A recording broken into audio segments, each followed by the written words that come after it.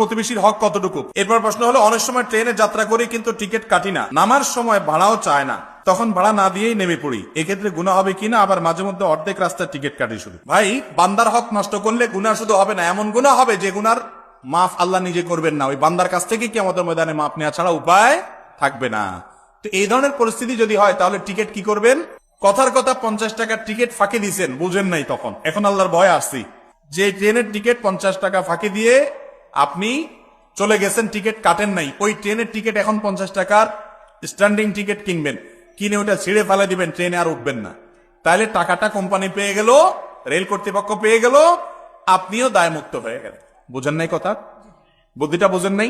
আপনি যত টাকার টিকিট ফাঁকি দিচ্ছেন যোগ বিয়োগ করে দেখলেন সব মিলে 500 টাকা হয়েছে বা 2000 টাকা হবে, এর বেশি হবে না। তাহলে এবার রেলের টিকিট ফাঁকি দিচ্ছেন, আপনি তো জানেন কোন রুটে চলাফেরা করেন, কিশোরগঞ্জ টু ঢাকা, আপনি এই রুটে চলাফেরা করে ফাঁকি চুকি দিচ্ছেন, সব মিলে মোট এতবার হবে, এত টাকার বেশি না।